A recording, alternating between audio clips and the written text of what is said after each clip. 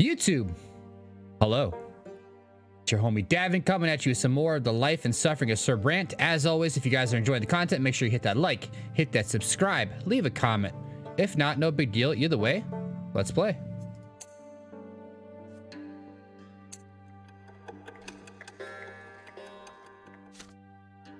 Now we're fresh off starting a romance with Octavia, a little bit of a short romance or a secretive romance with Octavia. We've had some issues with our job at the prefecture. We had to ask our father to kind of bail us out. So it's kind of where we're standing. Let's try to keep our job while still manipulating the things we want to get the end game that we want. Friend of the people, another day of work at the prefecture is winding down. After hours of paperwork, your fingers are cramped, your vision blurred. Today, you must finish incorporating the new decrees of the Great Imperial Council into the Magran Code of Law. The document will be sent to the Overseer. A knock at the door distracts you. Your visitor is someone you are not expecting to see. Mayor Egmont enters your office. He is the wealthiest man in Magra, the owner of the silver mines and the leader of the wealthy commoners party in the Lesser Quorum. He wears a high-priced frock coat made of light gray fabric. He wears no jewelry, but his coat is richly embroidered, the most luxury a commoner can ever afford. Egmont offers you a broad, sun-tanned hand. It is hard, work-weary, and eternally calloused. This is a man who has earned his fortune with the sweat of his brow. Mayor Egmont. Good afternoon, Judge Brante. We met recently about that newspaper business, but today I need to discuss a different matter with you. I came to talk to you on behalf of the manufacturers of Magra. As you know, the principal source of income in the province is the silver mines. Our mines provide silver for the sacramental rites conducted in temples all over the empire, but the upper vein of ore is nearly exhausted. We need to process new deposits that are lower down. That's where our trouble with the law comes into play. In order to get to the deeper layers of ore, we need gunpowder, but a decree from the Great Imperial Council has forbidden common people from using it. Back in the capital, they're afraid it will turn that gunpowder into a weapon. But this restriction will harm not only the manufacturers and the miners, but the province as a whole. The silver trade will decline. We won't have enough money to buy grain, and soon even the nobility will be impoverished. I know that you, the judges of the prefecture, are the ones who interpret the decrees from the capital, so I implore you, Sir Brante, to come to the aid of the honest tradesmen of Magra. Pass an amendment allowing the use of gunpowder in the silver mines. You give Egmont a speculative glance and ask him why he's asked you specifically for help. Mayor Egmont. I've been following your decisions for quite some time, Your Honor. They give me hope. I don't agree with you on everything, but we seem to see eye to eye on the essentials. The common estate needs to get real rights. It's the only way for our province and for the empire as a whole.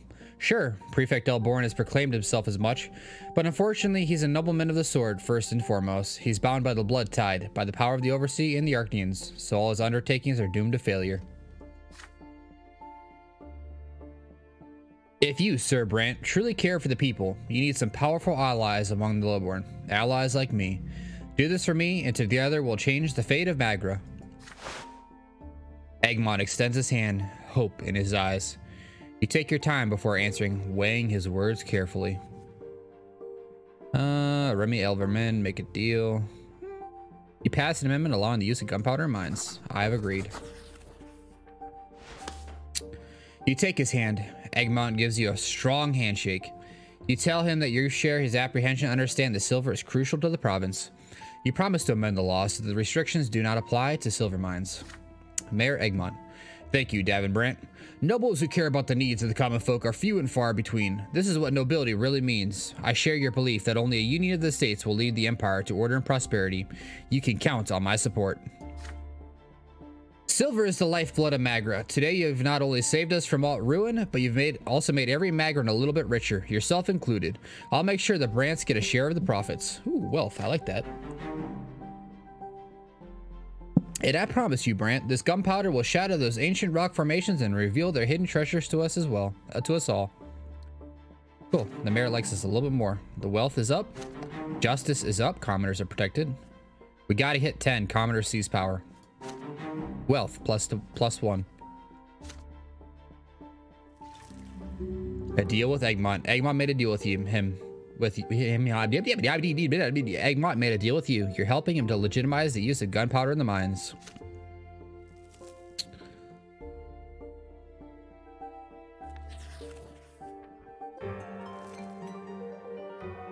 Year 1141, the guns of Illyria. Magra has received alarming news from the neighboring province of Illyria.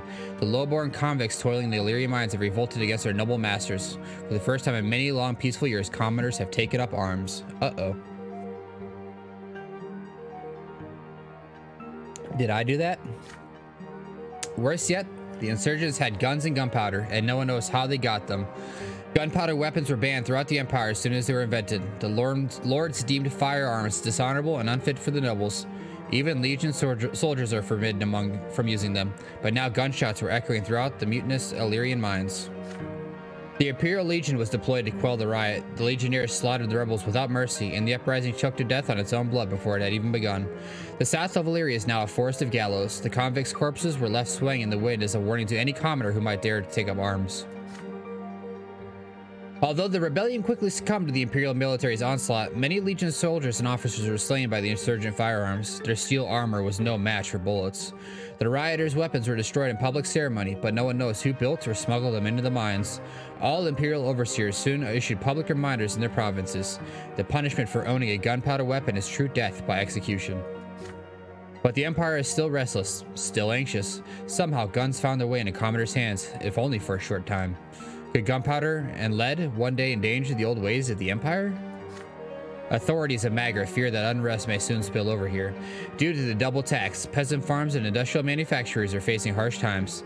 The province's wealth is steadily declining, but the discontent of the commoners is still held back by the eternal lot that demands they accept their lot of their suffering. Listen, I just built up that wealth. Why are you taking it away from me already? What the hell is going on here? A friend in need. You arrive at the office one fine morning and find a visitor sitting there. The visitor is none other than Tomas Guerrero. His heavy uniform already bears a captain's chevrons. Thomas looks nervous, his fingers drumming a foreboding staccato on the desk. Why has your old friend decided to pay you a visit? You pat your friend on the shoulder and congratulate him on his promotion. Tomas shrugs, quietly brimming with pride. Tomas Guerrero. I got bumped up a month ago. Apparently the Legion is running short on decent officers. And then I realized why there are so few of them. Wish I knew my direct superior was going to be our very own Commander Otten. Tomas grows grim at the mention of Otten. Listen, buddy. You and me, we always help each other right, says Thomas Guerrero. That Arcnian bastard, well, he challenged me to a duel for the second time. He cut me down a month ago. That was my second lesser death. I know I never told you, but it was tough. The gods, they spoke to me there in the hereafter. But right now, I got something worse to worry about than matters to the soul. See, Otten, he remembers me from the time at the academy where I stood up to him at the party. Now he's gonna kill me again and again until my true death comes. So it's a duel. That's Otten's way of having fun with his subordinates. Davvon, I'm asking you as a friend, will you be my second at the duel? I know Prefect Elborn doesn't like any kind of sword fighting. It's one of the old traditions he wants to put a stop to. But if I show up without a second, he won't just kill me for the third time, he'll dishonor me too. You knit your brow in thought. In the Prefect's opinion, dueling is a lawless toll of noble tyranny. Elborn sees duels as an outmoded way of circumventing the legal system. He would be crushed to learn that one of his judges had been involved in a duel. Tomas sighs heavily. Tomas Guerrero. I know this is hard, pal, but I've got no one else to turn to. All the boys in the Legion fear Otten like the plague. You're the only noble who can support me in this. But I know this duel won't be the end. Our great Sir Otten will find an excuse for a third duel before you know it. That'll be my last one for sure. Tomas rolls up his sleeves of his uniform. 2 pitch black lines encircle his forearm. He is desperate, and it is easy to see why. One-on-one against an Arcnian swordsman, he is doomed. The law forbids dueling, but if you refuse to show Tomas your support through your presence, your friend's spirit will be broken before your body can even be killed. You recall all the previous encounters with Otten in your youth. Is there a chance that the distinguished Arcnian still remembers you? If you go to him and speak in Tomas's defense, will he even bother to listen? Excuse me. I don't like that you can't go back on a bond of friendship. Still though, manipulation. I wish my manipulation was a lot higher. That'd be kind of nice. All right, well, we're gonna agree to be a second, I guess. Nothing better we can do. Tomas is gonna be the death of me, honestly. You have been best friends with Tomas ever since you were little boys. Does he really think you would abandon him to such a cruel fate? Of course you'll be a second at the duel, no matter what. Your friendship will not be broken, not even if you risk Prefect Elborn's displeasure. Sorry if I mute myself randomly. I have a stuffy nose today, so it's kind of bothering me. As the two of you walk to the palace ruins, you finally have time to ask Tomas for more information. What was Otten's excuse for challenging him to duel this time? Tomas Guerrero. Here's what happened. Otten told me to head to a nearby village with a squad of Legion's soldiers. Solmina, it's called. The villagers refused to pay the Archduke's tax, said they already paid the tax to Gaius Tempestus' men. He is the overseer, so the laws say that the tax is his. So Otten told me and the lads to string up a couple of Laurentius presents and put their houses to the torch to teach the rest of them a lesson. So we went there, and let me tell you, buddy, I didn't join the Legion to start hanging people and burning villages, so we decided to have a word with the village elder first. The locals soon realized what was going on. Losing money is one thing, but losing a spare life is worse. They hemmed and hawed and finally found enough cash to pay Archduke Melanides.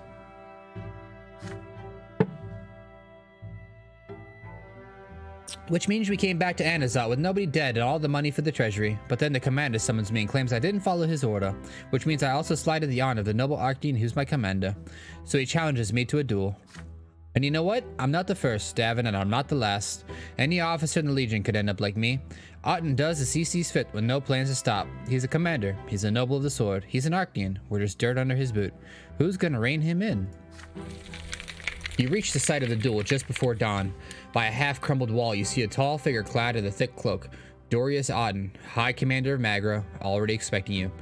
His azure fingers drum impatiently on the pommel of his sword. Thomas dutifully bows to his commander. Otten grimaces at him. Dorius Otten, you're late, Captain Guerrero. Why should I have to wait for you? You've insulted me again already. And who is this? I've seen your face before.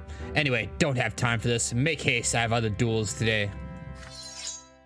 The commander's second appears from the shadows, a young nobleman, quiet and eager to oblige his betters. At seconds, you ask the duelists if they are ready. Without a word, Otten draws his sword. Tomas nods anxiously, clearly ready to face another death. The two bow ceremoniously and adopt a dueling stance. The difference between them is apparent as soon as they begin. Otten's sword seems like an extension of his arm. Tomas pales before him like a clumsy child who has grabbed his father's sword for the first time. Everything about this battle shows that Otten treats his duel as no more than entertainment. The Archdeacon moves around so rapidly and gracefully your friend can barely defend himself against the flurry of strikes. Then, for the smallest moment, Otten tones down his assault, and for the first time during the duel, Thomas makes a riposte.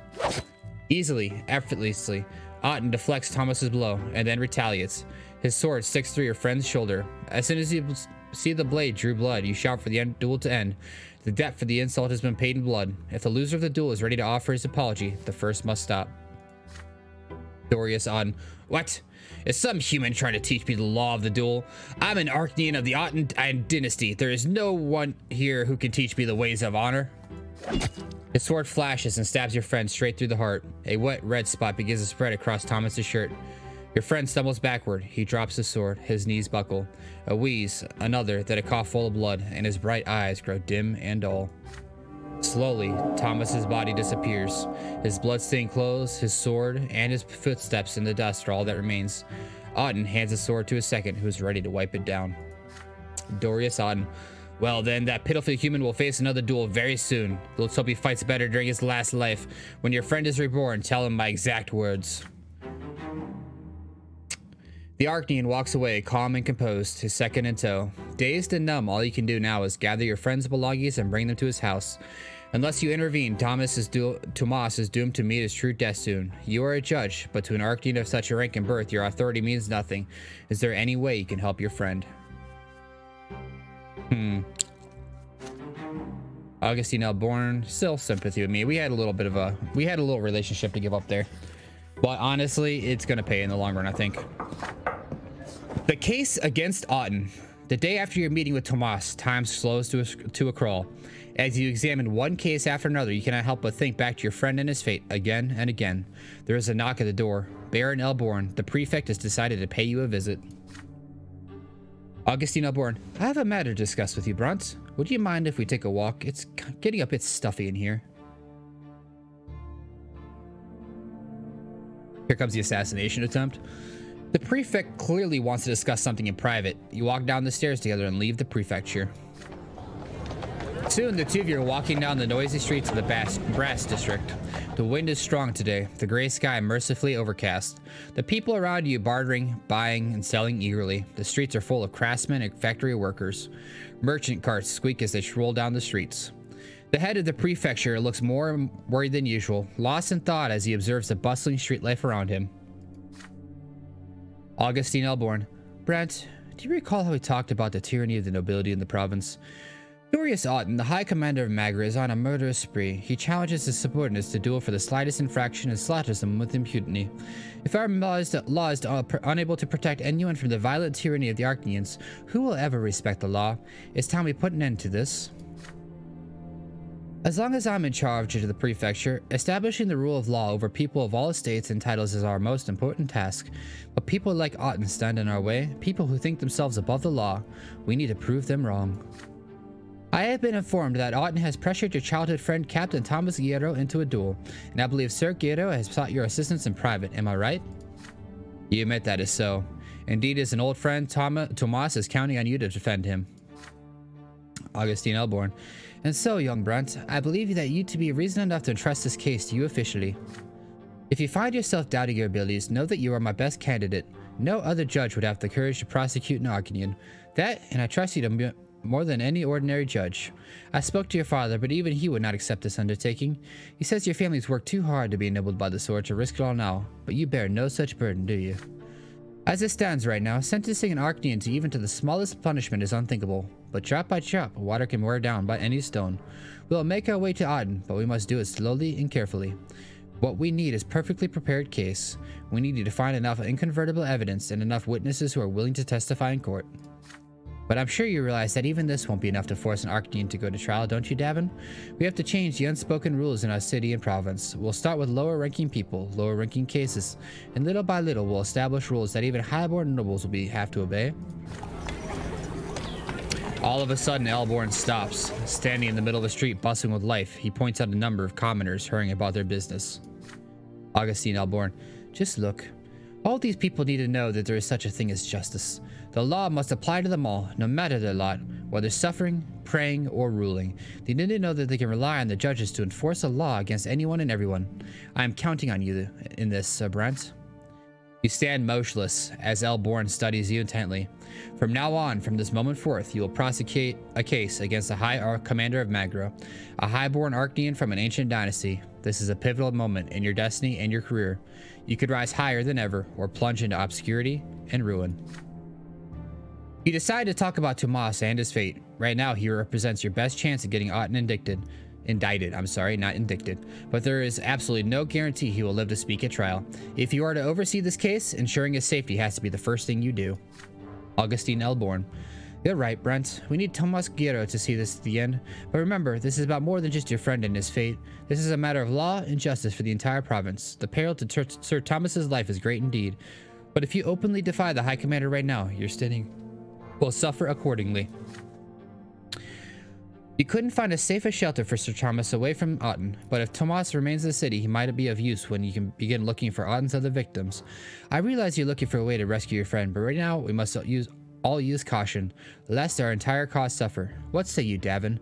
What is your plan? Convince Tomas to leave the Legion. Thanks to the deal you struck with Auden, you convince your friend to leave military service and give him some money to live on for the time being. Can't do that. We don't have enough wealth. Wait. What did I put? Oh, I didn't convince him to go into hiding. Shoot. Okay. Send Tomas out of Anazot. Relations, Augustine Elborn. The promise you pressure Elborn to give you a squad of guards to ensure that Tomas is well guarded. Have Tomas taken into custody. You get Thomas framed and taken to prison, all to keep him safe from another duel. Let Tomas. We're gonna send him out of Anazot. I think that is the best way. You assure the prefect that Tomas is a crucial witness. Without his statement, the case will fall short of its goal. He will speak at the trial before you as your friend. Few other people would willingly testify against a highborn Arcanian. You have to keep Captain Guerrero safe from Auden's harassment. Not Ottoman, Auden's. Elborn himself has entrusted you with the Auden's case. He has to support you and help the prefecture keep Tomas safe. And the only way to keep Tomas safe is to take him out of the city and keep him well guarded. Baron Elborn rubs the bridge of his nose, agitated by your words. Augustine Elborn. That's a dangerous first move, Brent. Acting like this is bound to attract Otton's attention sooner than necessary. But you gave me your word, and I have no reason to doubt your loyalties. If you think this is crucial, I am ready to take the risk. But Captain Gero is still a subordinate of Commander Otton's, is he not? I do not condone desertion. How will you explain his disappearance? You tell him about your plan to send Tomas, guarded by several guards, to the village of Soliman, which is recently taxed on Otton's orders. The villagers are still grateful to him for saving them from the commander's ire over the unpaid tax, so they will provide him with a safe haven for a time, hopefully long enough for Otton to forget he exists. Reluctantly, Elborn accepts your plan. Augustine Elborn. I'm sure you realize that such a plan cannot possibly be sanctioned by the prefect. Very well, I prepare and execute the escape. I shall overlook this transgression. Use extra caution. My reputation is at stake, along with yours. Screw my reputation. Back at the office, you send a note to Tomas's address, a brief request to visit you at the prefecture as soon as possible. He returns to your office that evening. You have not seen him for just one day, but he looks a decade older. It pains you to see him so downcast. But you have news. Otton is well on his way toward being punished for his crimes. You are building a case against the High Commander of Magra, and Tomas has to participate in the trial as the main witness and tell the whole truth about the lawless tyranny of the haughty Archnean. Upon hearing these words, Tomas stands tall again. You spy a wicked spark in his eyes, a glimmer familiar from the years when you were both young. Tomas Gero. My oh my, Brant. The Brante boy next door wants to put an Archnean behind bars. Count me in, buddy. I'll bear witness all right, and I'm gonna have myself a good rant about that highborn bastard. You ask your friend to pace himself for now. First of all, Tomas needs some protection against Otton's persecution, and you have a plan for that. Hold on, a little sippy sip here. Wet the old whistle. Tomas Gero. Wow, it's like our school day is all over again. I'm listening. That very night, you and Tomas leave the city in a carriage with blocked out windows, accompanied by a squad of guards. Captain Lanad, the leader of the squadron, soon grows suspicious of the situation. Captain Lanad.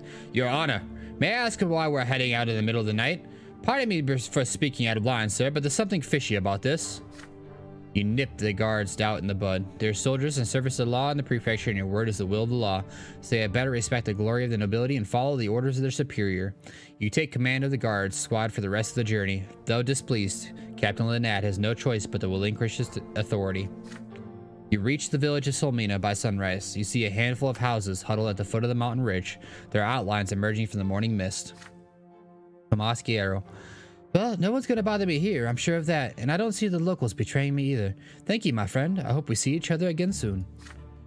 After a heartfelt goodbye, you make your way back to Anazot, exhausted by the long trip. Unexpectedly, the entire prefecture soon learns about your suspicious midnight visit to Solmina. Did that snake in the grass Captain Lanad spread the word, or was this the handiwork of one of your enemies? You never learned the truth. You do, however, find an acceptable excuse. Captain Gero was sent to the village with a squad of guards on your orders to make sure the village's taxes had been collected properly. Sir Elborn has no choice but to issue an official reprimand for taking unsanctioned action. Tomas remains safe for now, but your progress on the case of Dorius Otton has slowed down. Shoot. I might have made a wrong choice. Otton's case, year 1141. You have been trusted with a case against the noble and influential Archnean, the High Commander of the province. He is accused of violence against his own legionaries. There's a lot of bad that can come out of this, but this could be a win-win or a lose-lose. Either I win this case and I piss off Octavia, save Tomas, and we start a revolt, which can be a win-win or a lose-lose, right?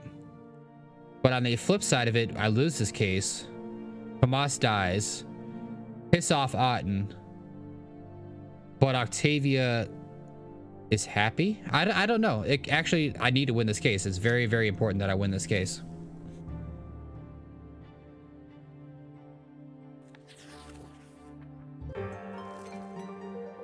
Year 1141. The procession to the tree. A holy day is coming, a day when the entire empire thanks the twins for the silver tree. The sign they left behind is a reminder of their eternal presence in this world. This momentous occasion is especially important for Anazot, but the clergy cannot agree on how best to celebrate it. Father Leonard has called for all worshippers of the twins to approach the temple of the silver tree and kneel before the sacred relic. But the old clergy balks at the idea of Leonard and the new believers leading the ritual.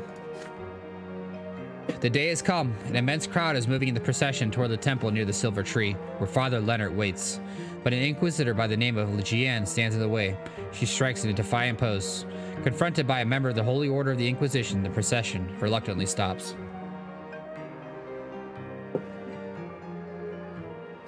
Gian, people, turn back. Those who attend Leonard's rite will succumb to the new faith. Those who reject the lots will defy their divine design. You're about to bring the wrath of the gods down upon us all. Open your eyes, go back to your homes, and pray to the twins. The procession wants to move, but the people are confused, until Father Leonard himself walks out of the temple to meet Gian face to face. Father Leonard, people of Anazat, no one has the right to deny you the sacred ritual of worshipping at the tree. Not even the Inquisition. Is such a denial not more likely to provoke the wrath of the twins? The Inquisition must know that the new faith does not seek to challenge or defy the twins. We are merely trying to correct the mistakes of those who came before us. We do not anger the twins, and merely vex those who refuse to accept the dawn of a new age. Gian finds herself between a rock and a hard place. Seeing that she has no other choice, she lets the procession pass. The new faith's numbers have swelled of late. It cannot be stopped now. +1. Schism. The Festival of the Silver Tree.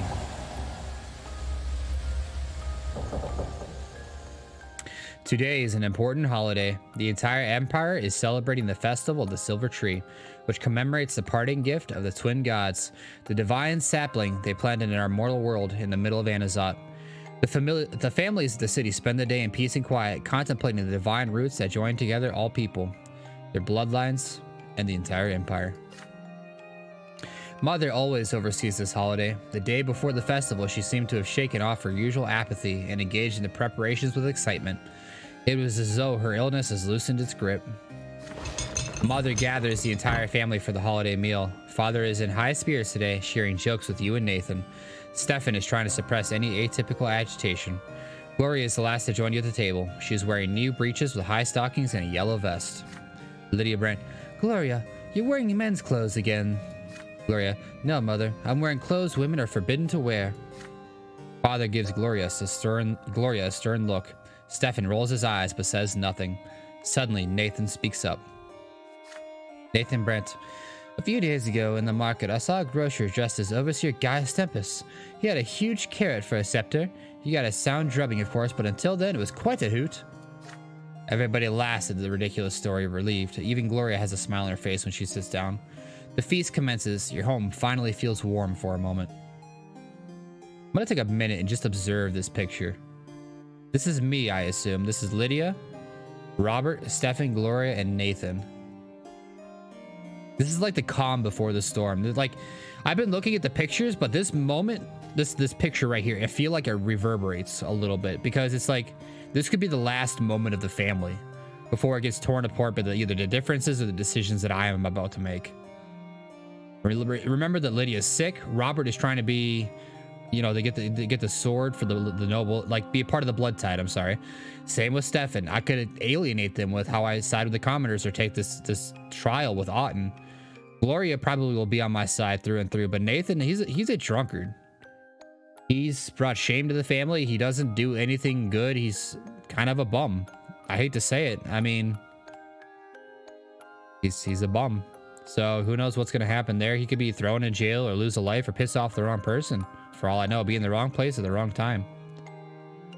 So either way, let's see. Let's just bear this moment in mind. Lydia Brant, it wasn't so long ago the four of you couldn't even ever reach up to this table. The first word you said, Gloria, was gimme. Nathan used to cling to my skirt all the time, almost tearing it. And you, Davvon, you couldn't talk at all yet, but your piercing stare was so expressive. It felt as if you were talking to me. Mother looks at Stefan and suddenly grows quiet. When I met Stefan, he was already 3 years old. He was so serious and a smooth talker to boot. I remember that he had a music teacher, but he was too shy to play in front of me, so I used to listen from the next room. Stefan's face twitches. Your elder brother rises and moves to the old harpsichord. His fingers fly gracefully over the keys. Melody fills the house, melancholy and sweet. The last note lingers in the air, then silence falls. The family is awestruck. Words fail. Fall. Gloria, who wrote that? A nobleman from the capital? Between drinking a glass of wine and beating his servant? Your sister's cutting remark puts an end to the warm, cozy atmosphere. Stefan calmly turns to face her. Stefan Brant. No, it was I who composed this piece of music. It is called Mother. Mother rises to her feet. She would have needed help to do this just recently, but now she treads unassisted towards Stefan. It draws him close. Stefan puts his arms around his stepmother's waist, then detaches himself awkwardly. Stefan Brant. May the twin gods bless you, Lydia. Gloria considers the scene with thinly veiled fury in her eyes. Gloria. Of course, highborn nobles like Stefan are made for the arts. You're the only ones lucky enough to have a soul and experience inspiration. Unlike us, the lowborn, we aren't supposed to feel anything but suffering, let alone express it in poetry. Everyone notices that Gloria is clutching pages filled with writing her poems. Your sister casts a mournful glance at the family, and her eyes rest on you.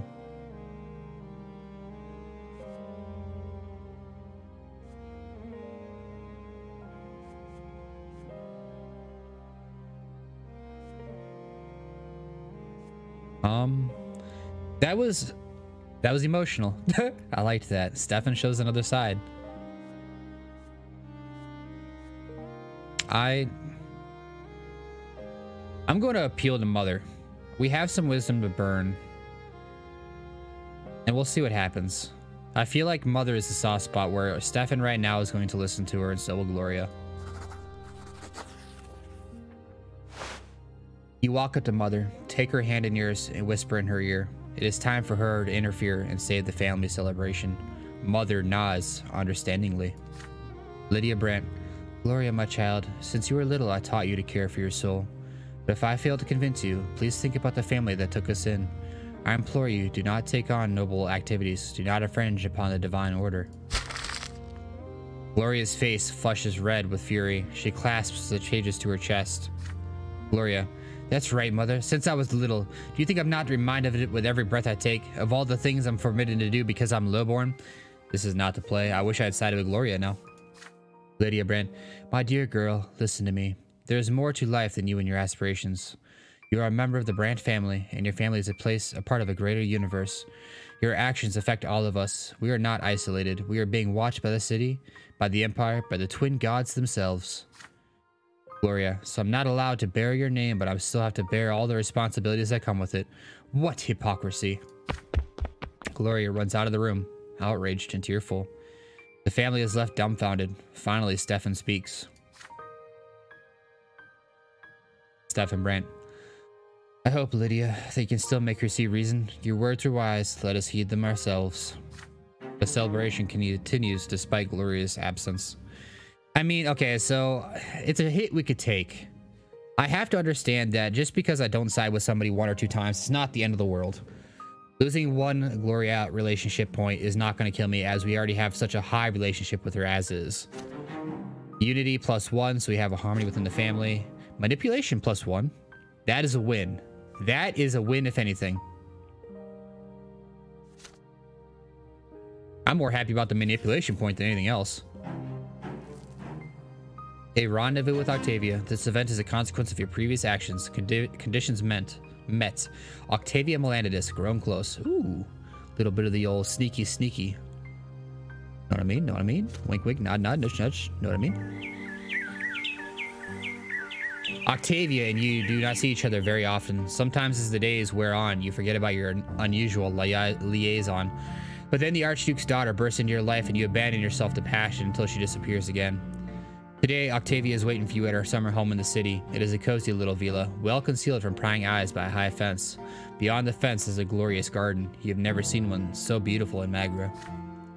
Octavia meets you on the veranda. She is wearing a light white frock that leaves her shoulders exposed. Her black hair cascades down her back. You bow to Lady Melanides. She grins and draws you toward her so that you sit down by her side.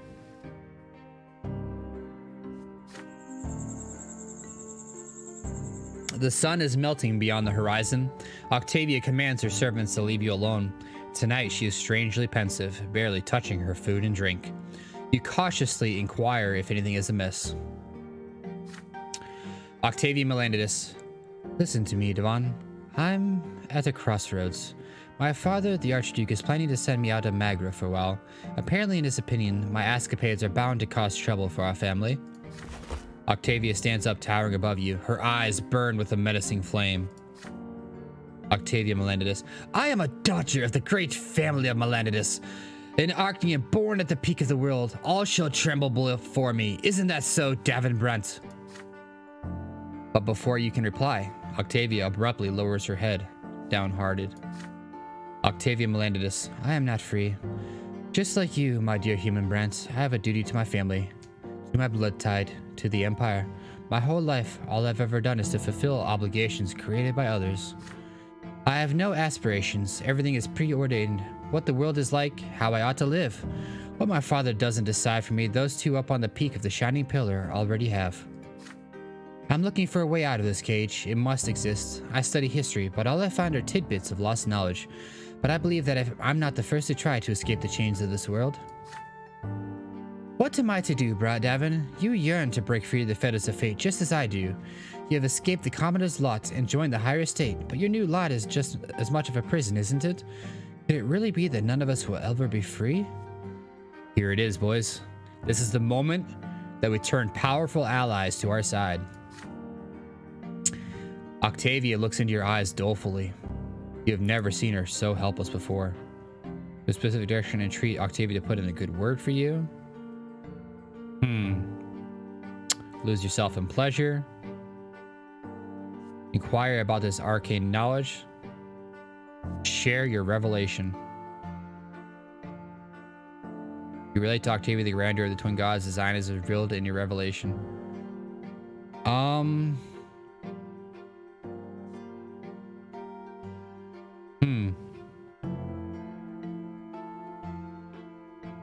Do we share our revelation or inquire about this arcane knowledge? What's the revelation, though? I'm gonna share my revelation and see where it takes us, because I'm curious what my own revelation was. You put your hand on Octavia's shoulder and gesture to the blazing light of the shining pillar in the sky. Flashes of your childhood experience come back to you. What you felt then was the truth. It came to you from the heavens and poured straight into your soul. It needs neither proof nor prayer, and you share your truth with your beloved. Your existence is a gift from the twin gods. You are a creation of their will. Yes, all the people who live in this world lack freedom, if only because they are put into existence by the will of another. But this is also the most beautiful thing that could possibly exist. You are a part of the God's design, so no one is ever lonely, lost, or empty. Yes, you comply with that design, but the design is a pure embodiment of the God's love for you. You have experienced it. You know it, because it is so. Octavia sneers and moves away from— Shit!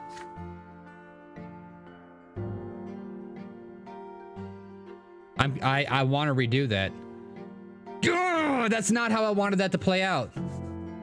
That is not how I wanted that to play out at all.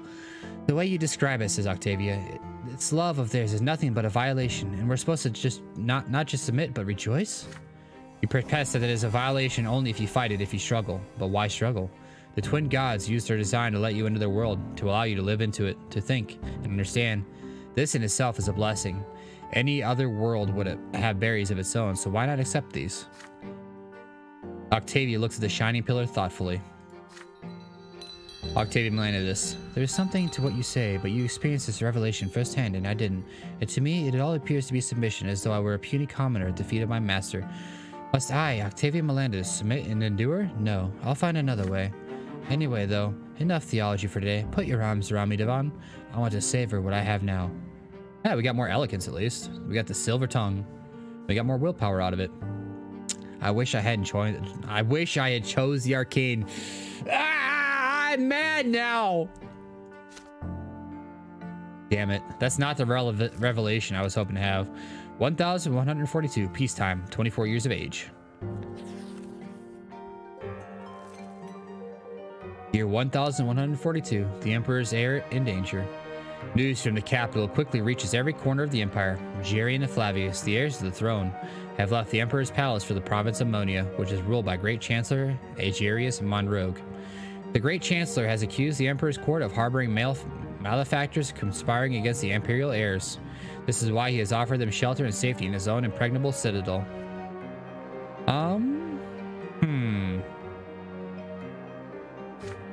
The common people are particularly worried by the news. They take it as a sign that the Chancellor is seeking to solidify his power by holding the heirs hostage. If this continues, Monroe could coerce the Emperor into revoking the Imperial law, thus depriving the common state of any and all rights. Alright. All hope for reform in the Empire has vanished. From farmer to rich industrialist, the commoners are growing desperate. In your province, the authorities are trying their best to put the people at ease. The magistrate of Anazot makes a speech from his balcony to the excited crowd below. Remy Elverman, trust in your emperor, good people. The Imperial heir is the future of the great Tempest dynasty. The Emperor has made the wise decision to send them away from the scheming court. Great Chancellor Monroe will take good care of them and keep them safe. All glory to the Empire, all glory to the Tempests. Power -1, wealth of Magret -1.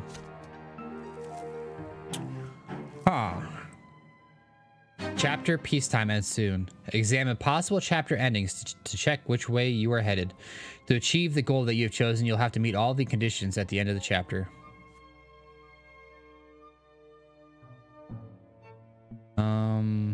Evidence against Otten.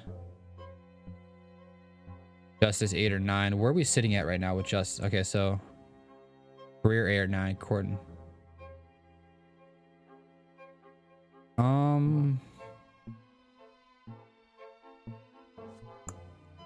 Torture archer take over the city.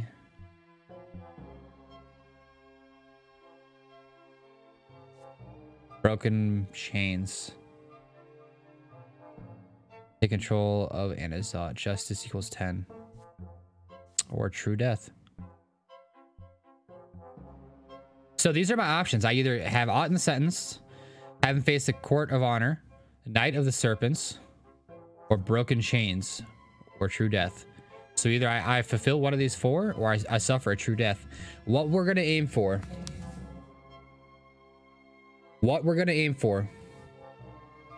Is we're gonna do Otten is sentenced. We're gonna get Otten sentenced. We're gonna do it. We're gonna die trying. This is a critical juncture here, guys.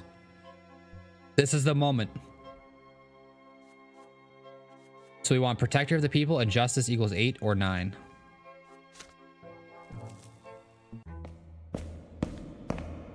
Hold on. I need to see my personality. No. Occupation. Justice is 7. We need 1 more point of justice. If not 2. Let's get 2 to be safe. But we need justice. 1 more point of justice. Yeah. The search for evidence. You are walking up the marble stairs that lead to the doors of the prefecture. The sword of the younger twins, carved from stone, looms above the doors, just as the case of Dorius Otten now looms over you. Preparing this case will take many long months, or even years. The words of Prefect Elborn are evidence enough of that. And time and again, you'll ask yourself, are you ready to see this case through to the end? Father meets you at the stairs, and judging by the dour look about him, news of your most recent case has already reached him. Robert Brante. Son, I didn't want to discuss this back at home. Elborn is our friend, and I stand by him at all times, but he's dragged you into something that is far too dangerous. I'm not going to repeat your grandfather's mistakes, so I won't tell you, my son, how to live his life or what to do. But I ask you to please consider our family. Would it be worth it to let us come to harm, even if the triumph of justice and law is at stake? There are already rumors at the prefecture. They say you're getting ready to summon a highborn archdeacon to court. Soon these rumors will spread beyond the prefecture walls. You and I are both Brants. Perhaps we ought to stay away from something so dangerous. Some battles are too ugly for us to win. You can always slow down the process and bide your time. With routine paperwork, avoid attracting unwanted attention. This way your career and your family honor will not be at risk. Trust me in this, son. Rather than making a selfless sacrifice, we can achieve far more than tireless service for the good of the law. You're wise until this point, but this is the point where we take a stand. This is the point where our manipulations achieve the end we want. You promise Father you will consider his words. You say goodbye and return to your office. You are at a crossroads. If you are to make any headway in the case against Auden, you have to start now, while the trail of his misdeeds is still fresh. You have a little first-hand knowledge of Auden's criminal wrongdoings. Only Tomas's stories and what you have seen for yourself. Turning this case into a trial requires far more evidence than that. Your friend could be the key to the entire case, if he can help you find the other men who have suffered under the remorseless Arcanian. But Tomas is a hunted man. He has every reason to lay low and stay clear of the courthouse. If Tomas can put you in touch with other victims and witnesses among the soldiers and officers of the legions, perhaps you would gather evidence yourself. But the Legion may meet a lone outsider such as you with too much resistance. Things might get ugly. You consider your options. Apart from Tomas, who could help you gather compelling evidence against the commander? Auden is an Arcanian from an ancient dynasty. Anyone who involved will hold their tongue, no matter what. The way things are right now, not a single soul would risk angering the Audens to aid a middling judge from an unknown family, unless even a more highborn chooses to support your cause. Gaius Tempest, the Imperial Overseer of Magra, the Emperor's own brother. Every aristocrat in the province knows that he detests Dorius Auden for their remaining loyal to Archduke Melanidas. Ensuring the Overseer's support would increase your authority greatly and give you a chance to gather evidence against Auden without Tomas lifting a finger. But the Imperial Overseer is one step above you, the Prefect, your immediate superior. You can only address Gaius Tempest directly if you keep it a secret from Elborn. Communicating directly with the Overseer of the province means defying your loyalty to Elborn. Are you willing to do this? Puzzled, you start pacing around your office. It's time to decide how you will begin this case. Depending on what you choose, the case against Auden could lead you to unprecedented success, or end your career, or even your very life. Ask Auden to help you gather evidence. Or Thomas, not Auden. Ask Overseer Gaius for support. Search for evidence on your own. Or don't waste your time.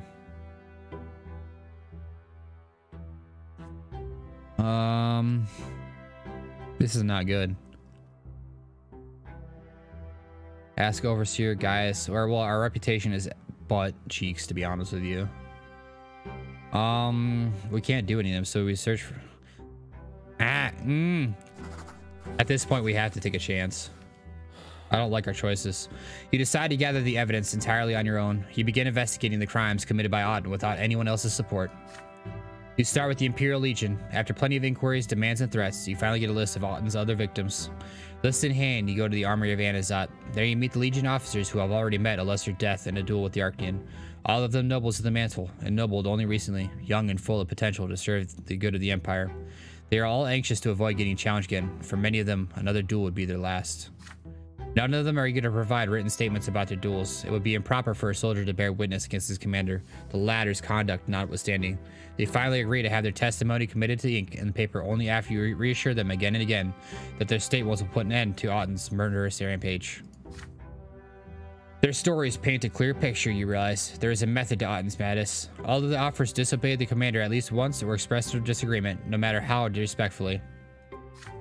More and more officers are starting to realize that Auden's loyalty lies with Archduke Melanidas and not his lawful superior, the Overseer. So more and more officers are getting challenged by Auden. Have Auden's duels gone beyond his passion for sword fighting? Were they just an excuse to eliminate any suspicion to his treason? Once all the officers' statements have been collected, you make your way back from the Legion barracks as the sun sets beyond the horizon.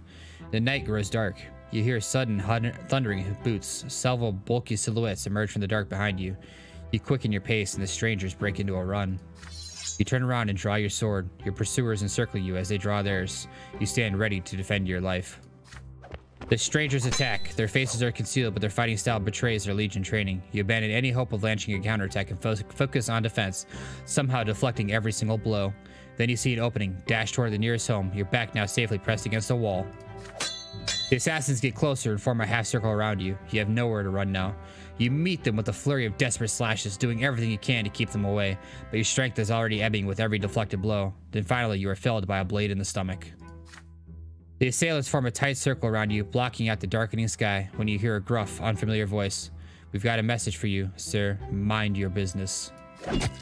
The soldier steps on your chest and stabs you in the throat with his sword. You choke on your own blood, shudder, and die.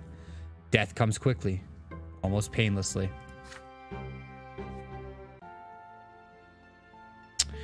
You are surrounded by an immense gray void. There is nothing but shadows around you, the specters of your decisions, the spawn of your personal will. You see before you all your victories and defeats, all your errors and hopes. Another shadow comes to life by your side. As you gaze at these elusive moving silhouettes, you recognize your last action. This is the death you chose to face, knowing what fate was to befall you. This is the decision you made. The shadows keep spinning and dancing around you, the footprints of every step you have taken since the day you were born. A colossal figure looms over them all, your future, true death. You can no longer deny its imminence.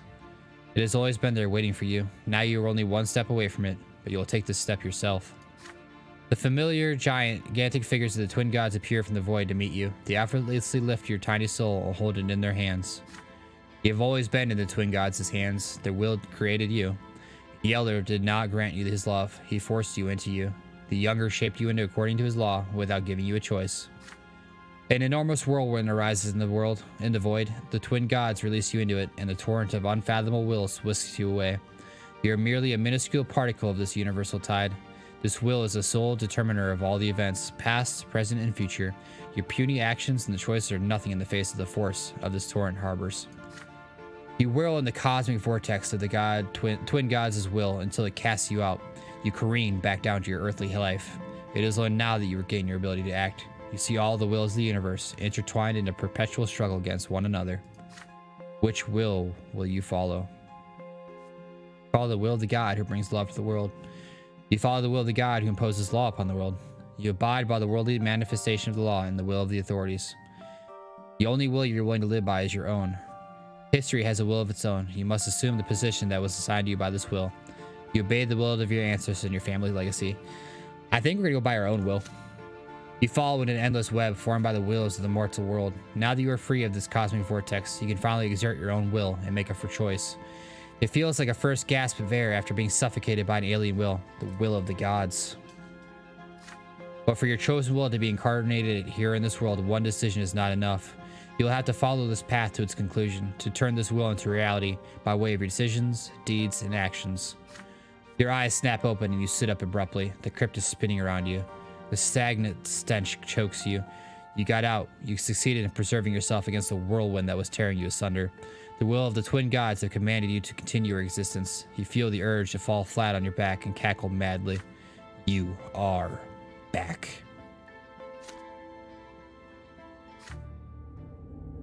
If you can feel the world again, the cold of the stone of the tomb, a weak gust of stagnant air. You rise again from the stone slab in the middle of your family crypt and look closely at your arm. A new black mark encircles it.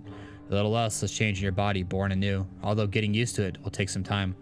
The death is behind you now. It's time to return to your life. You go to work in the morning as usual. Having returned to life, you do all you can to ensure that nobody learns about your death. Any attempt to find your killers and bring them to justice would only hinder your progress in the case. Those Legion soldiers were just following orders, and it's not difficult to figure those out who's. For now, you do your best to recover and commit to paper every instance and incident, every name, every circumstance. The once thin folder against Otten grows fatter by the day. One day, Prefect Elborn pays you a visit to see your progress firsthand. Augustine Elborn, you've done great work, Brent. Commander Otten isn't even bothering to cover his tracks. I must say, this evidence alone would be enough to indict anyone save our Arcanian nobleman, sadly. So your work here is far from over. I see you realize that.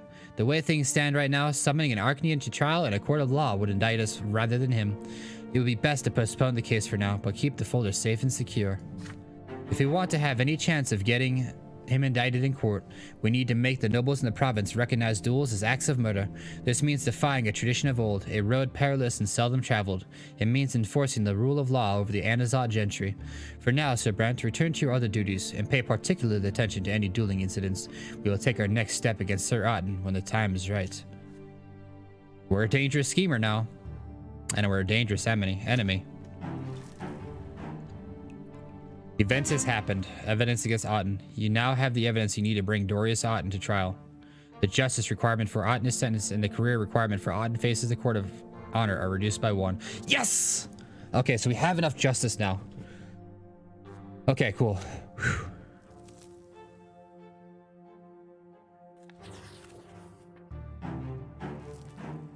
Stefan's Gambit. This event is a consequence of your previous actions. Conditions met, Stefan Brant greater than 1. You've hardly found any time for family matters this year. The events taking place in the city keep you busy at all hours.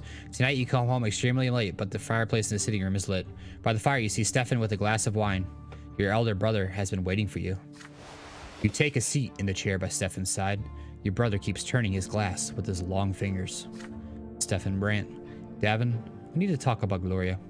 She flatly refuses to behave as she ought to. Her antics are ruining our family's reputation. If this situation persists, the nobility of the sword will be out of the question. Brother, I do not wish her ill, but we have no right to sit idly by. Regrettably, Gloria will never truly be part of the Brant family. Her origins are too tarnished, so it is our duty to find her a new family. It is high time Gloria got married. We can't just give our sister to a commoner, can we? And how could any noble wed her knowing her origins? It's been a stumbling block for a long time, but I finally found a suitable match for her. His name is Jose El Pelletier. He is a young nobleman of the sword, recently graduated from the college, and now he has a position at the city hall. Do you recall a reception several years ago where he couldn't take his eyes off Gloria? Pelletier has been obsessed with her ever since. Not even her lowly origins could deter him. Admittedly, Gloria does not reciprocate his affections just yet. So let us convince Gloria that becoming Sir El Pelletier's bride is her chance to escape her current situation. And then let us pray she becomes to her senses and puts her rebellious ways behind her. Isn't that an ideal solution? After marrying El Pelletier, Gloria will be a noble woman herself, who will be granting her the freedom she's craved since she was a girl, and then she can write poetry and do whatever else takes her fancy. I will enter into negotiations with El Pelletier's family. Rumor has it Jose's father already has a future wife in mind for him, the daughter of an important chancellery official, but Jose's passions must win out in the end, don't you agree? As for you, Davvon, please help me with Gloria. You're closest with her. You can see how beneficial this match will be. She must fulfill her duty to the family that took her in after all. Stefan looks at you expectantly. You are at a crossroads. Will you accept your brother's plan or refuse him? Will this marriage be a blessing, and for whom? Oh my gosh. Okay, let me put this out there. I hate prearranged marriages. I was hoping that we would be able to convince our father to make her like an official part of the family. Give me a sec. Give me 1 sec. I apologize. I'm trying to figure out family outcomes. A noble by the sword, heir to the family. Favored by the overseer, or the family falls apart.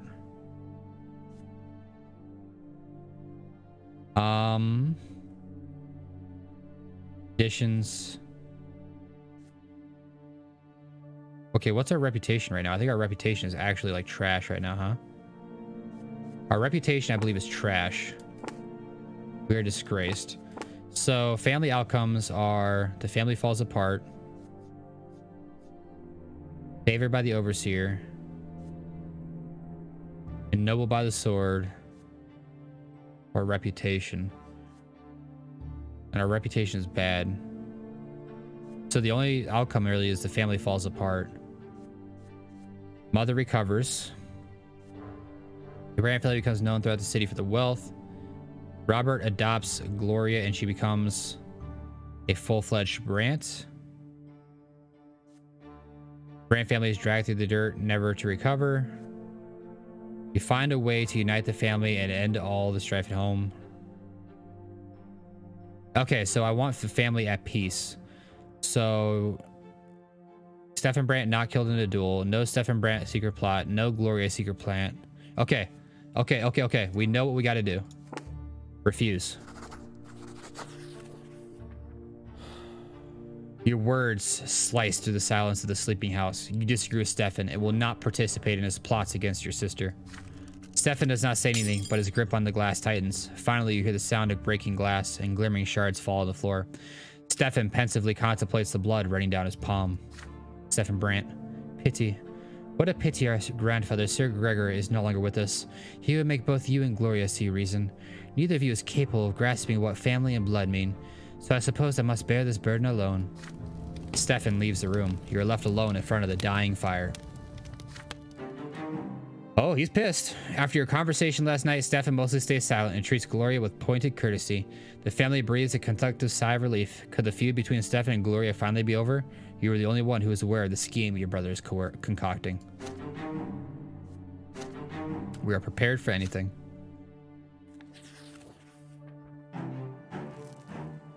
The illegitimate girl. This event is a consequence of your previous actions. Conditions met. Okay, let's see what Gloria has to say. Your home is quiet tonight. Father is away arbitrating disputes in Magrin villages. Stefan is visiting one of his high-placed patrons. After a dinner spent in silence, everyone retreats to their chambers. You're about to retire for the night when Gloria calls out to you. Gloria, Davvon, wait a moment. I have an important favor to ask you. Your sister leads you to her longtime refuge, the library. Here in the shadows between the bookcases, you will not be overheard. Gloria, brother, I wish to speak with you before Stefan returns. His scheming is becoming unbearable. It's beyond Sir Robert's power to stop him, let alone Mother and Nathan. You're my only hope. You shrug. All families argue from time to time, but every quarrel has to end sooner or later.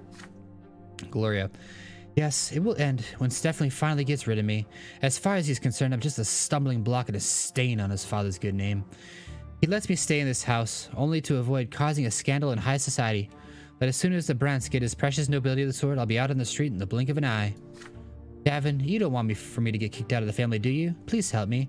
I need to convince Sir Brant to adopt me and make me legitimate. After that, it won't be so easy for Stefan to dispose me. And then I won't bear the stigma of being a bastard anymore. I know Sir Robert would agree, if only by virtue of the love he has for our mother. But Stefan is standing in his way. Tell me, will you help me?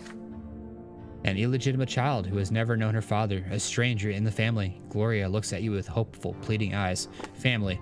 Hold on. House of Brant. Relation. No. Which one is it? Okay. Destiny. Family outcomes. The family falls apart, favored by the overseer. Heir of the family.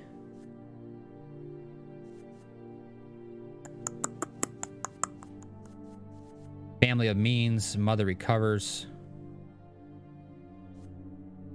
Robert adopts Gloria and she becomes a full-fledged Brant.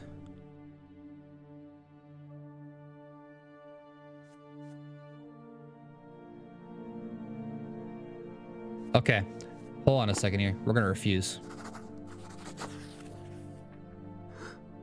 You refuse your sister. The world doesn't work the way she would like to. She is a commoner and an illegitimate child. Why pointlessly revolt against it? Gloria is demanding too much for Sir Robert. Adopting Gloria as his daughter would be too dangerous. The Brant family's position is precarious enough as it is. You will not scheme to pressure your father or Stefan into this. There goes my scheming points, but I'm hoping this leads to the end that I want. I'm walking a very tightrope line here. I'm like, I've one death away. I'm so close to this family. Like, oof. Every word you utter makes Gloria flinch as though she were struck by a lash. Her empty eyes wander around the room, avoiding yours. Gloria, I shouldn't have opened my heart to you. This is my predicament, and mine alone. Good night, brother. That hurts me deep. That hurts me. You go back to your bedroom, craving the oblivion of sleep, but you keep tossing and turning restlessly while your words compel Gloria to give up on her plan. Please let this turn out the way I want it to. A realm unknown. The sun is setting on a cold, windy day as you return from the prefecture. To your surprise, a messenger awaits you at the door with an urgent letter from Sir Elborn. You open the letter. Augustine Elborn. Brant, there's an urgent case that I must entrust to you. We have just received a report of a secret society formed by young nobles. The Archduke's family may be involved. This concerns me. I suspect a possible plot to dispose Overseer Tempest. Normally, the secret chancellery handles all such cases, but I'd rather investigate the rumors of the plot before there's any action. Preventing unnecessary bloodshed and disgrace would be prudent. You are to investigate this matter as soon as possible. The guards tracked down a suspicious nobleman by the name of Alexis Elvance. Based on his confession, a meeting of this society will be held tonight. Unfortunately, this is all we were able to learn from them.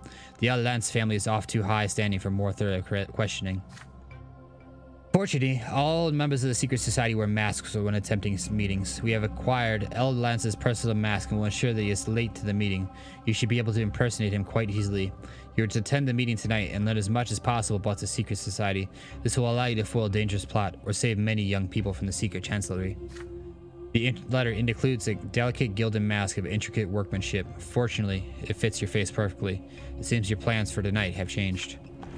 Following the prefecture's instructions, you come at the appointed hour to an inconspicuous mansion on the edge of Anasat with a spacious yard and a tall fence around it. The gatekeepers bow and open the gate as soon as they see you. It seems the mask is enough to convince them you belong inside. Inside the yard, you see noble carriages, many more than you had expected.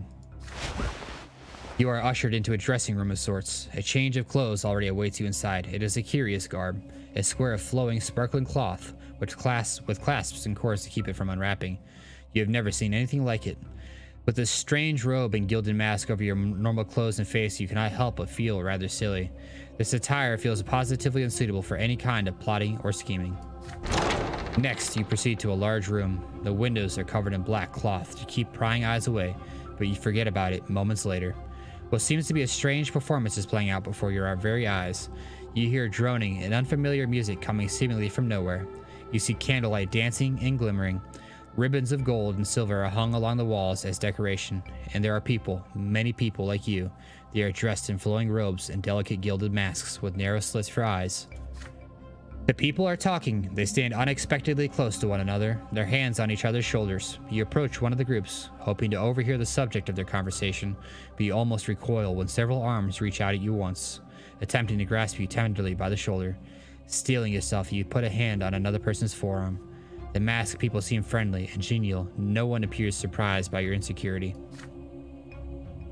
And their conversations are also quite out of the ordinary. You hear unfamiliar names that could belong to legendary heroes of old, or to the people here who have taken them as secret identities. You hear mentions of books you do not know and emotions they felt while reading them. Their conversations feel like a strange dream. You hear several voices singing in a far-off corner of the room. There are no lyrics to the song. Each voice maintains its own note.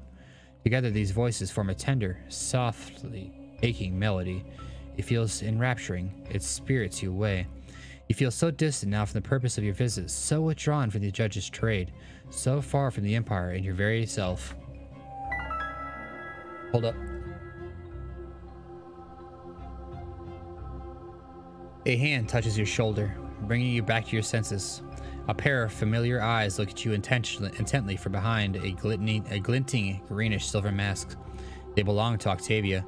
You pull back and bow to the Archduke's daughter. Octavia Melendez. I believe I recognize the man behind this mask. I never expected to see you here today, my extraordinary human. But I must behave here. You'd be best to do the same. We are not alone. It would be best if you were not seen too close to one another. As for this place, said Brante, allow me to explain. This is my circle of La Tari, and before you ask, no, we do not plot, nor do we scheme.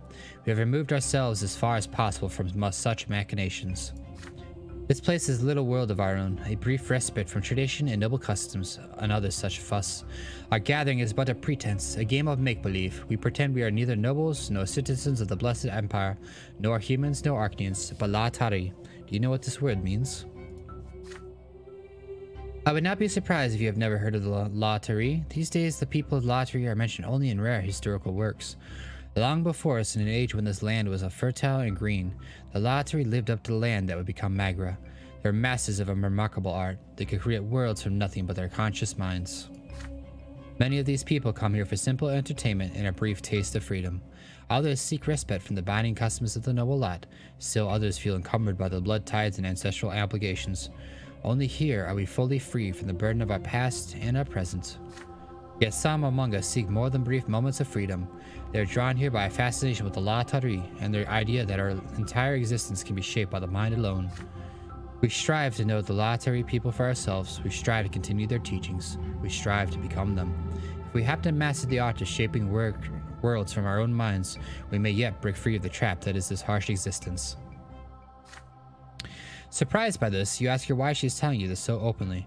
She knows that the rituals of the extinct races are held in the same regard as magic, and punishable as such. In response to your question, Octavia suddenly takes off her golden mask and reveals a slight smile on her once hidden face. Octavia Melendez, may your voice never speak words of deceit. To great shame lies the path of untruth. Where an Arcanian lies, where a human denies. The La Tree speak truly, forsooth. I'm not afraid. The truth of the La Lautari matters more to me than any persecution. You came here in secret wearing a mask, which means the prefecture has taken an interest in my little gatherings. But I'm confident you will describe this as an innocent club of young nobles and keep our fragile word from prying eyes and ears. Would you do this for me, Davvon Brante? These words spoken by Octavia sound more like an assertion than a question, but you are in no hurry to respond. Your thoughts are tangled, lost among the echoing voices, fluid motions, and transcendent music. This gathering is in violation of the law. This you cannot deny. All rituals of law of extinct races were banned at the foundation of the Empire. You may summon the guards here at any moment, and you can only give them a sign to the driver. And when they get here, the circle of Lautari will be gone in an instant. You will prove to the city that not even the most noble of its citizens are above the law. But Octavia will never forgive you. You could, on the other hand, keep the circle of Lautari a secret from Elborn and report this meeting as a harmless gathering of young nobles looking for an opportunity to socialize. But if the secret chancellor ever takes interest in these meetings, you will be powerless. Someone has already reported Octavia's circle to the prefecture. There's a very good chance these reports will continue. Perhaps if you tell Octavia the danger she's in, she will disband the circle herself. There's one more way you could resolve this predicament. With a piece of paper, some ink, and a bit of skill, the Circle of Lautari could become a noble historical society, one of many dozen in Anazad alone. Legitimized by the city, Octavia's gatherings would remain a secret within this mansion. But do you have enough influence to make this possible, and would it be wise to expand it in this way? Well, let's just say our reputation is butt cheeks right now. Say something, Davvon. This is no time to be quiet. The great mystery of Lautari is about to begin.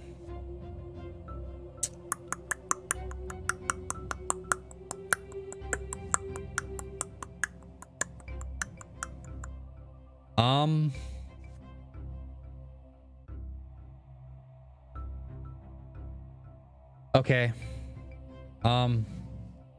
Shoot.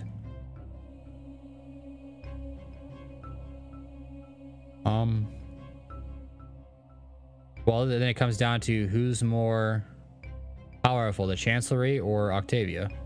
We're going to keep their secret because I feel my death coming no matter what I do at this point.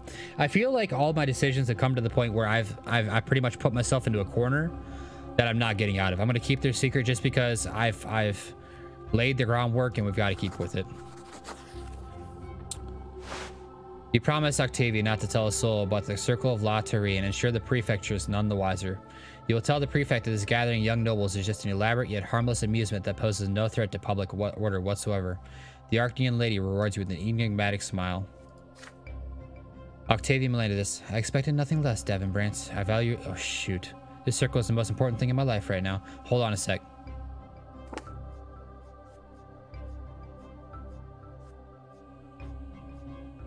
No.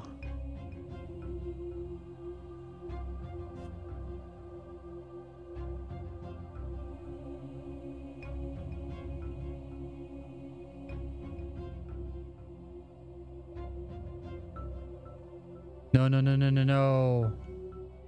Does this... do I betray Elborn then? Does this lead to me betraying Elborn? I think this does. I think I made a mistake. If only we're alone, so I could show you the full extent of my gratitude. But the great mystery of the night is about to begin. Since you have joined us tonight, Davvon, you will take part in it. Octavia withdraws, walks to the center of the room, and raises her arms. The voices and music fall silent. Octavia Melendez, form a circle, O chosen ones, and join hands. Direct your thoughts and feelings toward the circle center. Towards me, becoming one with me. Become one inside the circle. Become Lautari. Before you know it, the masked people have formed a large circle. They begin to move. It is strange, slow dance, devoid of music. Their movements are unlike any dance you know. Intertwined arms becoming an embrace, and that embrace becomes an intertwined arms yet again. Everyone dances, and the dances sweeps you away and absorbs you as well. You see golden faces moving all around. Deep within you begin to feel a strange connection to them. It is as if you have known them all along. As if you'd known yourself as being with a gilded, delicate face. You are united, one with the people who surround you. Insecure, no more. Uneasy, no more. All of you dissolved and blooded within this space. You are one. You are Lautari. You are the truth. Beyond you, there is nothing. The world around you grows dull. The fragments are falling away. Your bodies, the walls, the houses, the city, everything grows dull and disappears in the light. There is only one Lautari. Beyond them, there is nothing. The world is but a dream, and you have awoken from it. The music stops and the circle breaks apart. Your back is perfectly straight, your head held high, as if you actually glimpsed another world through another's eyes. During the short time you spent there, you shudder at this thought. The minutes spent in this strange dance, what were they? What you do not know. That you do not know. But the law, the lot, the Empire itself, they do not exist so long as this dance of unity lasted. Octavia Melanides, do you understand now? Do you say why there's nothing in the world more important to me than this circle? This world holds us like a prison, yet there can be another, a world free from the twins and their design. Ah, I can glimpse it, but only if I can step into it. Octavia cuts her speech short. She looks at you intently. Octavia Melanides, but this is only my concern and my responsibility, because I want it to be so. Do not return here, Davvon. You've seen enough. You will danger about the circle again if you're seen coming here again. Next day, you report to Elborn and tell him that his concerns are baseless. There was no sign of a noble plot whatsoever. Hey, we didn't lie. It's not a noble plot. It was nothing but a costume party hosted by several young nobles seeking entertainment, and sweet pleasure belongs to nobles by their lot, do they not? Augustine Elborn. I figured as much. I'm glad we didn't stick the guards on him. I just hope the Secret Chancellery and Sir Elfaro never hear of these reports. I doubt the advisor will be as tolerant of their youthful amusements. Well then, your return to Otten's case, Brante. As you sift through yet another pile of paperwork, you cannot help but think of the Circle of Latari again. There can be no doubt. The members of the Circle are pretending to be a long extinct race. They are therefore revolting against the Empire, not on the streets, but in their minds. This is an even bigger threat. The followers of the Latari have escaped punishment. You have been among them. Why do I lose relationship with Augustine? No! No! I need that! I don't care about my theology. I made the wrong choice. I made the wrong choice. I'm messing up. This entire video so far has been a colossal hodgepodge of me messing up. And on that note, we're gonna go ahead and end it there. 1143. Peacetime. Didn't catch my age. I think it's 24.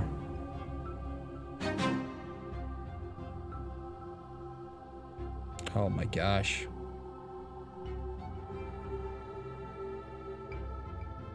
I've ruined it. I'm actually, you know, we're gonna continue through this. I want to see what happens. Nah, we'll save it for the next video. If you guys are liking the video, if you're enjoying the video, if you're enjoying the series, please make sure you guys hit that like and subscribe. I feel like the end is near. I feel like I've made all of the wrong choices in this video. I feel like we are coming to the conclusion. I feel like our death is imminent. I do not think we're going to make it through peacetime. If you guys would like to see me replay this through, providing that I die early, would you guys like to see me replay this through again with a similar idea, but hopefully making the right choices to make it to the end with maybe some tweaks here or there, or knowing what we do now? Or would you like us to move on to something else? Because I'm really enjoying this and I wouldn't mind playing through this again, especially if we meet an early death. But to this point, it's I leave it up to you guys, I guess, because I can play this alone on my own time and try to come up with a different outcome. So either way, if you guys are enjoying it, it really does help a lot, especially as a new channel. If you guys would like and subscribe, leave a comment below what I should have done differently. There's several things I wish I had chosen differently. I appreciate you guys. Thank you guys for watching.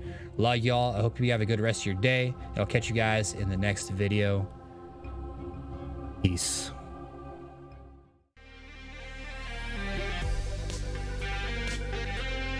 Wanna get some music for this? Nope. How long will that go? You said 30 seconds. How long have I been going? 10. Am I doing it right? I have no idea. I'm not even Is this watching. 30 long? No comment.